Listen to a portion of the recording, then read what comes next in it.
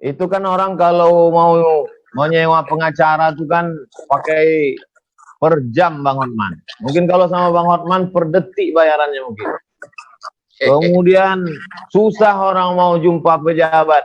Jadi ketika Abang kasih fasilitas begitu, kemudian saya tengok Abang begitu langsung ada masalah, Abang bilang, Pak Menteri, para pejabat, tolong ini masalah. Terus Abang ngomong gitu, ada rasa takut nggak? Ada cemas nggak?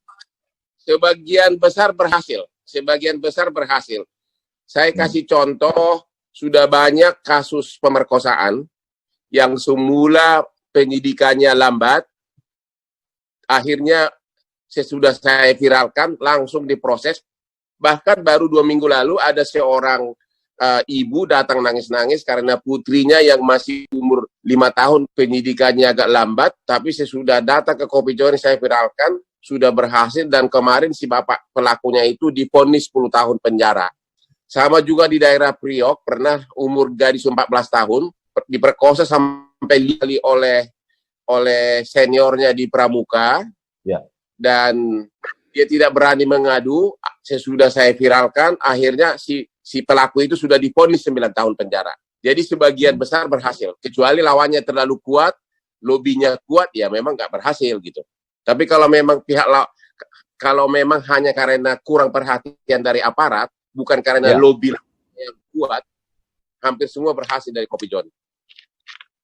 Apa sebetulnya yang Abang rasakan? Apa yang Abang cari lewat itu? Kalau untuk duit sudah ada, untuk populer sudah terkenal, untuk follower sudah berlebih-lebih.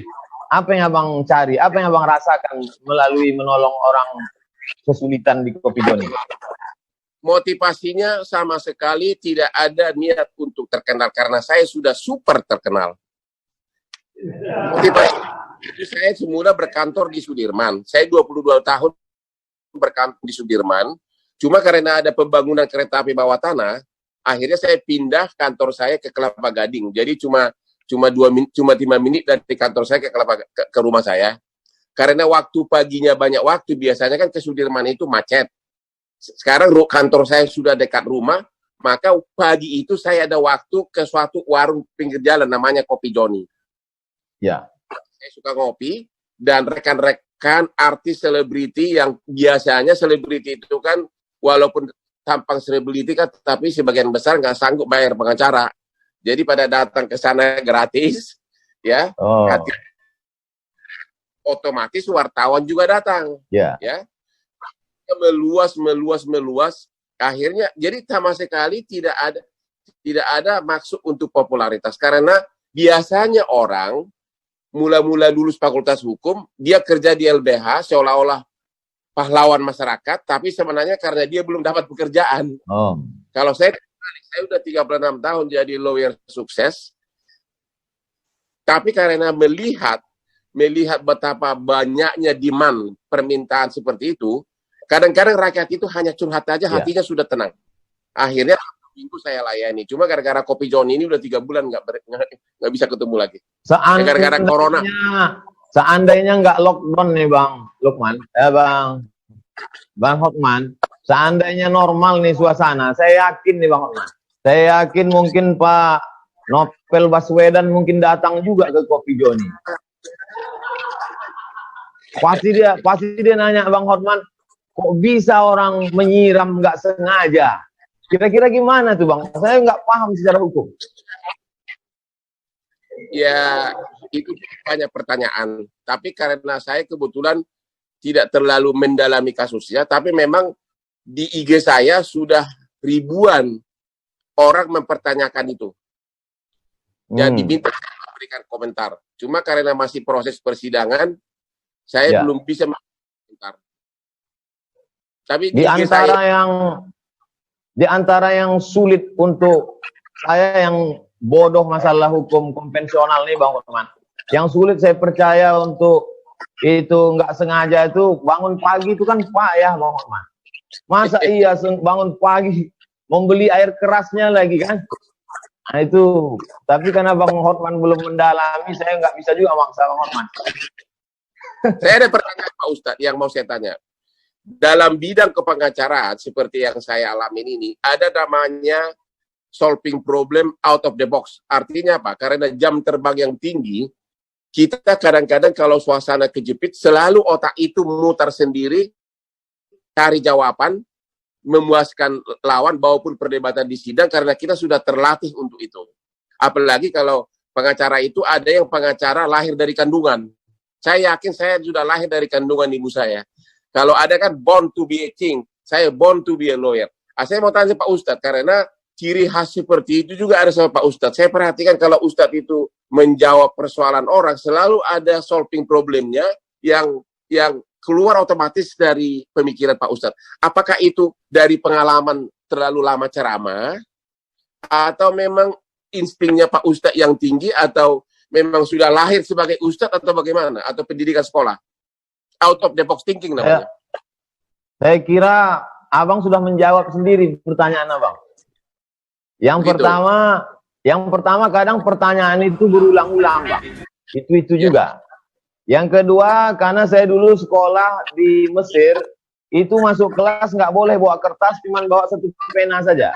Kalau kita mencontek, kita mesti hafal itu semua. Kalau kita mencontek ketahuan, visa kita dicabut, di deportasi.